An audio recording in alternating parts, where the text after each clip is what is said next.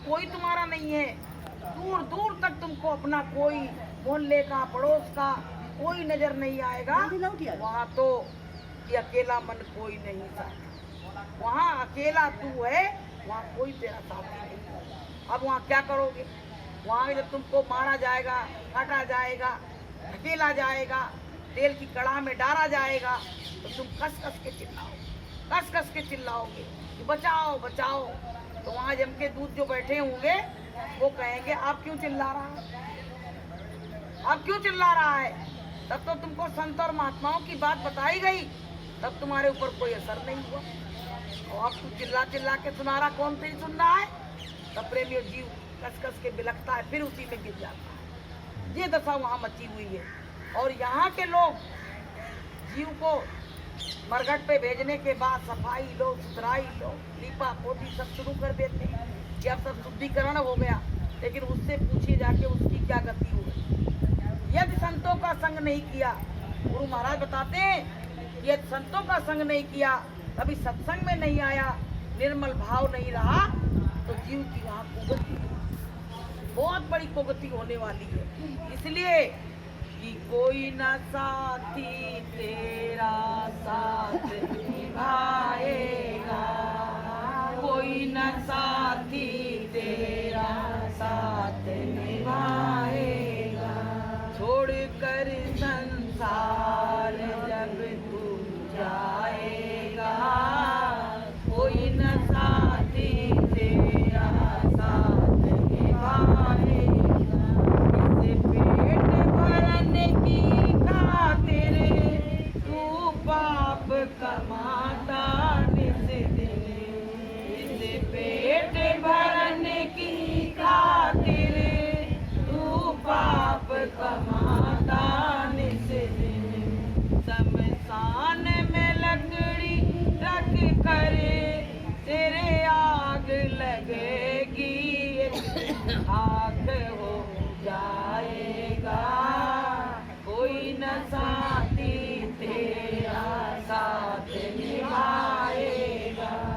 छोड़ कर संसार जब तू जाएगा, कोई न साथी तेरा साथ निभाएगा। तो कोई वहाँ साथी तुम्हारा साथ निभाने वाला। भाई किसके लिए बेईमानी कर रहे हो, किसके लिए सब इकट्ठा कर रहे हो? बच्चों के लिए।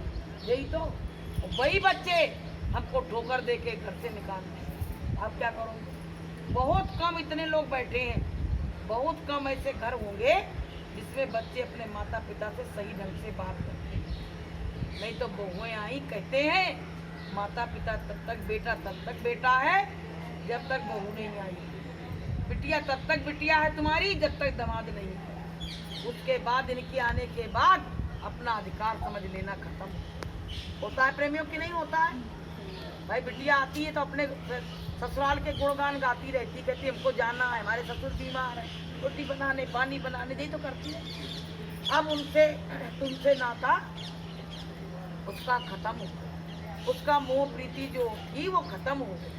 और लड़के जो थे जो आके तुम्हारी गोद में बैठ जाते थे, तुम्हारी कूट का प्रसाद खोल के खा जाते थे, वही बच्चे आज अपने दूरी बनाने लगे, बीच में एक दीवार बन गई। किसकी? वो बहू आ गई तो प्रेम बट गया, प्रेम बट गया। अभी तुम्हारी जरूरत थी उसको भोजन के लिए, पानी के लिए, प्रेम से बोलने के लिए। अब वो पहले से तैयारी करे बैठी, तुम्हारी तरफ कौन देखेगा? सब तुम्हारे मन में धक्का लगता है कि बेटा का हम इंतजार करते रहते, इधर मुड़ के भी नहीं देखता है। तो गुरु महाराज क्या कहते हैं कि बच्चों तुम हमेशा उसको छोटा ही समझते रहोगे क्या? तुम तो उसको बड़ा हो गया जाने दो। जैसे चिड़िया होती है, उसके छोटे छोटे बच्चे होते हैं, तो जब उड़ने वाले हो जाते तो उसको छोड़ देते। ऐसे ही हमको सबको भी चाहिए कि बच्चे हो गए करने वाले, सब कुछ हो गया तो अब उनको छोड़ दो, देखते रहो दूर से, लेकिन उनमें फंसो नहीं, क्योंकि फंसोगे तो ये बहुत बड़ा बंधन है, बहुत बड़ा बंधन है। इसका मतलब हम लोग भजन नहीं करना चाहते, इनमें ही फंसना चाहते। गुरु महाराज कहते हैं बच्चों तुम्हारे 10 बच्चे हो, फिर भी जब वो मौत आएगी ना तो तुम्हारे 10 बच्चे खड़े रह जाएंगे। तुम 10 मकान बना लो, 8 हवेली बना लो, सब खड़ी रह जाएगी। इसलिए कि कर ले सो काम और भज ले सो राम। अगर आप लोग यहाँ आ जाते हो टाइम से और बैठ के कुछ भी आप सुन रहे हो गुरु की चर्चा, तो ये आपके लिए बहुत अच्छी चीज़ है, बहुत अच्छी चीज़ है। मान लो रोज रोज गोली चली और एक दिन लग गई तो क्या होगा? घायल हो जाएगा, उस गोली से मर जाएगा, घायल हो जाएगा। ऐसे ही सत्संग की गोली अगर कोई दिन आपको लग गई ना तो आपको बैराग। बड़े बड़े लोग अपना राजपाट त्याग के और जंगल चले गए, घर वालों ने तीखा बोला, बच्चों ने अपमान करना शुरू कर दिया, तो पहले के लोग घर को छोड़ के चले गए तो लौट के उनके हाड़ मांस भी घर में ऐसे चले गए, बैरागी बन गए। लेकिन आज के कलयुग में कोई बैरागी बनना ही नहीं चाहता, और जितनी उम्र बढ़ती जाती है उतना मुंह बंधन बढ़ता चला जाता है। अब बताइए कैसे निकलोगे यहाँ से? तो प्रेमियों, धीरे धीरे लगन जब एक तरफ लग जाएगी, परमात्मा से जब लग जाएगी, तो संसार की लगन कम हो जाएगी। लगन तुमसे लगा बैठे जो होगा देखा जाएगा। लगन तुमसे लगा बैठे जो होगा देखा जाएगा। तुम्हें अपना मना बैठे जो होगा देखा जाएगा। तुम्हें अपना मना बैठे जो होगा देखा जाएगा। तो भैया हमने इनको अपना बना लिया, अब जो होगा वो देखा जाए। अच्छा एक बात बताओ, हम पे मुसीबत पड़े, परेशानी बने, तो जो हमारे पास होगा उसी को तो हम, जैसे हमारा पिता है, हमारी माँ है, तो उसी तो हम कहेंगे। ऐसे हमने परमात्मा को अपना नज़दीकी मान लिया, पिता मान लिया, तो हम परमात्मा से ही तो कहेंगे। तो प्रेमियों, हमने ही परमात्मा से दूरी बनाई है, परमात्मा ने हमसे नहीं बनाई।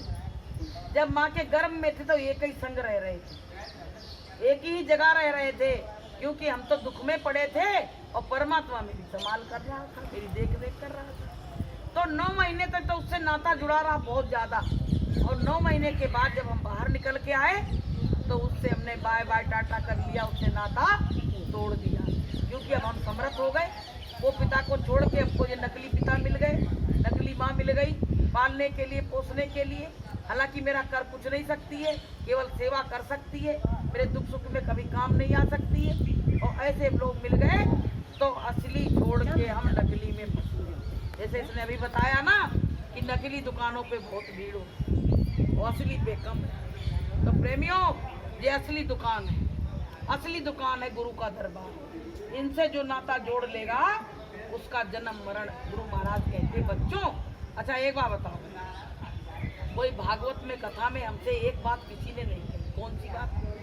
कि तुम्हारे जन्म मरण का बंधन हम काट देंगे कथा सुन लो, कोई ने नहीं कहा। बस ये कहते कथा सुन लो कल्याण हो जाएगा। कैसा कल्याण होगा पता नहीं, कैसो कल्याण हो। तो प्रेमियों, गुरु महाराज क्या कहते हैं कि एक दिन भी कोई अगर संत की शरण में आ गया, एक दिन भी गुरु की वाणी को सुन लिया, और यहाँ तक कि कहते हैं कि मथुरा में जो मंदिर बना हुआ है उसके किसी ने दर्शन कर लिए और उस पे से कोई पक्षी भी निकल गया, तो उसको भी मैं मनुष्य जीवन दिला दूंगा। बोलिए प्रेम से, बताइए इतनी छूट गुरु महाराज ने, किताब में तो ये लिखी है, इतनी छूट गुरु महाराज ने दी, दर्शन कर ले तो ही हो जाए। इतनी छूट गुरु महाराज ने दी है। तो बताइए, ये रास्ता खराब है क्या? ये तो शॉर्टकट रास्ता मिल गया आपको, बहुत शॉर्टकट रास्ता है परमात्मा से मिलने का। और कोई रास्ता आपको तो दुनिया के लोग, तुम चले जाओ कहीं पे, तुमको फंसाने का काम करेंगे। ये ले आओ, दक्षिणा ले आओ, ये ले आओ, पहनावन ले आओ, उड़ावन ले आओ, यही तो करते हैं।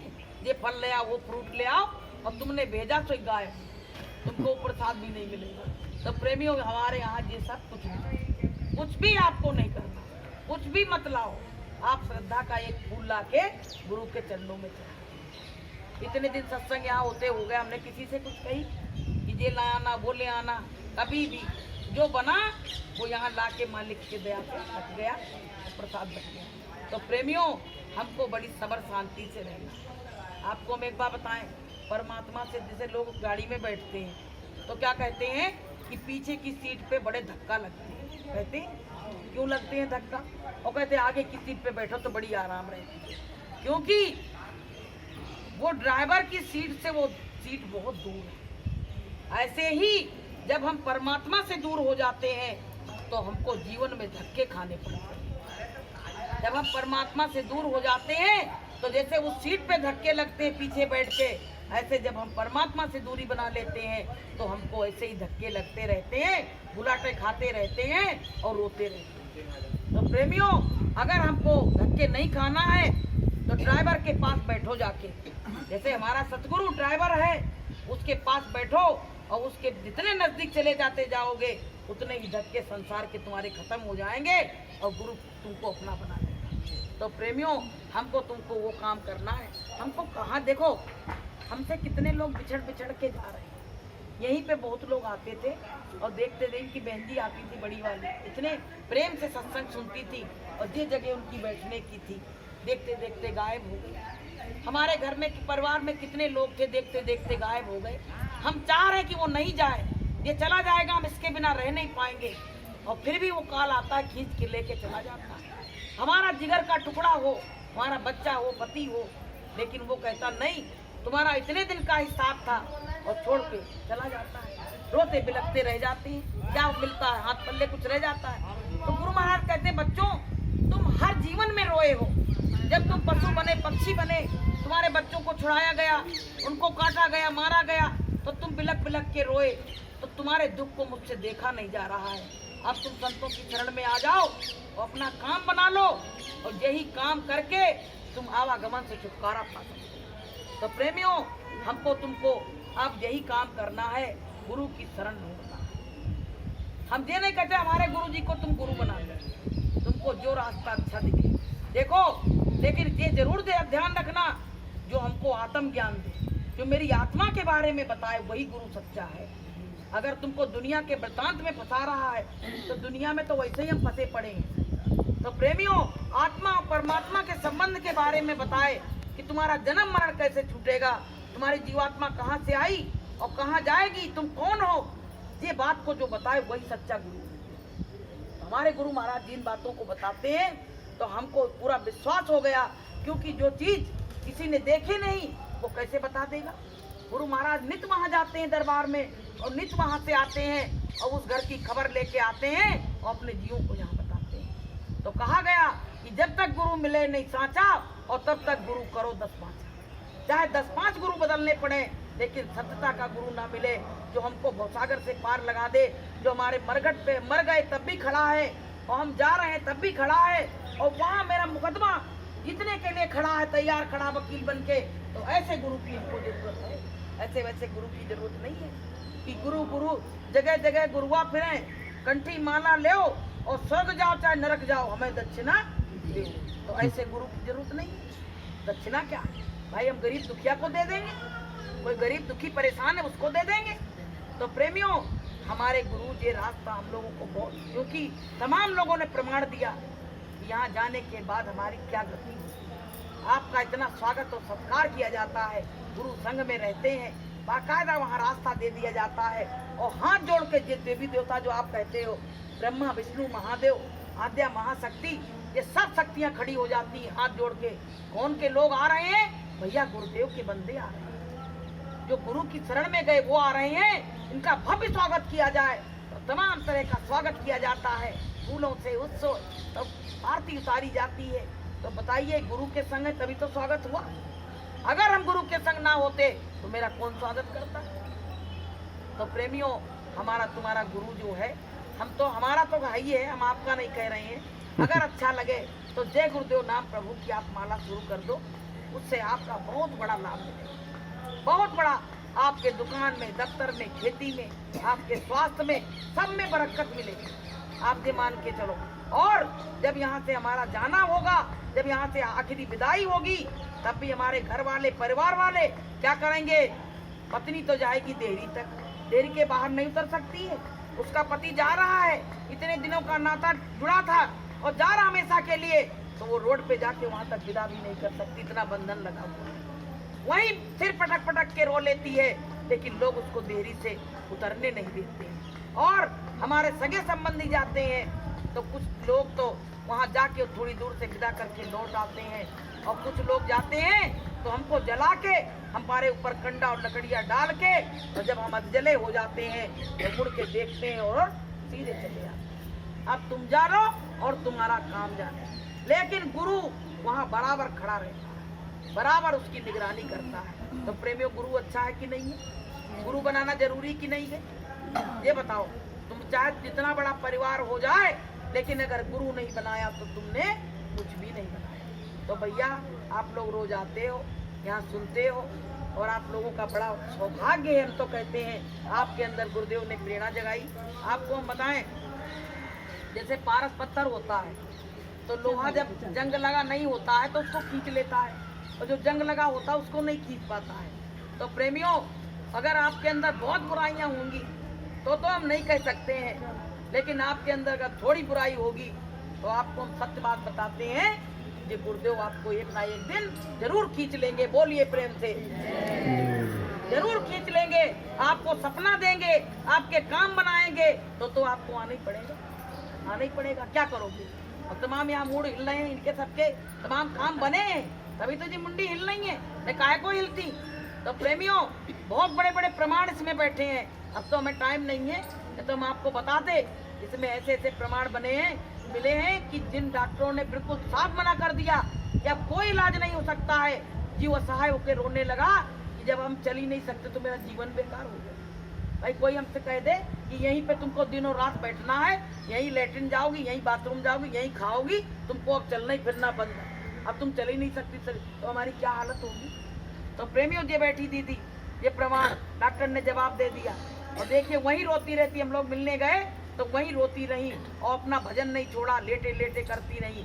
तो गुरुदेव की ऐसी बड़ी दया कृपा हुई कि गुरु ने इनकी पीछे की रीढ़ की हड्डी में अगर प्रॉब्लम हो तो कोई भी डॉक्टर ठीक नहीं कर सकता।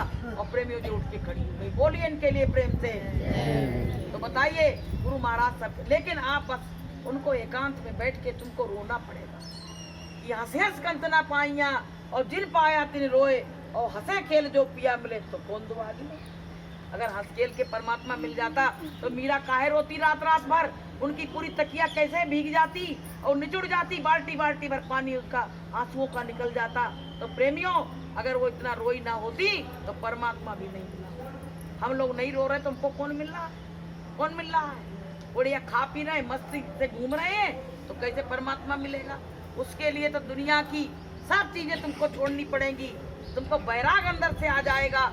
जब बैराग का स्रोत फूट पड़ेगा तब प्रेमियों परमात्मा कहेगा, अब इतने नन्हे अछुआ गिरे और उठी उठी चले दयाल, और नयन खोल देखे बाबू रे और ले द्रग अंजन है।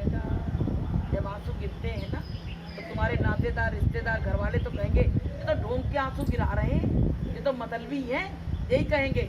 लेकिन वो समझ जाता है कि ये इसलिए रो रहा है, इसको मुझसे लगन लग गई इसलिए रो रहा है, तो आके अपना दर्शन और दीदार दे देता है। बोलिए प्रेम से जय गुरुदेव, परम पुरुष गुरुदेव जी, जय गुरुदेव नाम, अलख अगम के पार में करती तुम्हें प्रणाम, अलख अनामी नाम से उतरे जनहित रे, मनो जय गुरुदेव पद जो वारे भव से, देवों में तो देव आज देव गुरुदेव,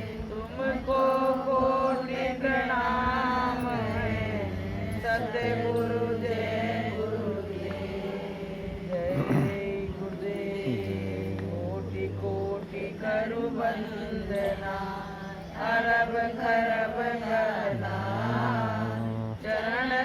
कमल बिसरो नहीं, जय गुरुदेव दयाल। चरण कमल बिसरो नहीं, जय गुरुदेव दयाल। बोलिए प्रेम से जय गुरुदेव। सब लोग मालिक को मत काटिए।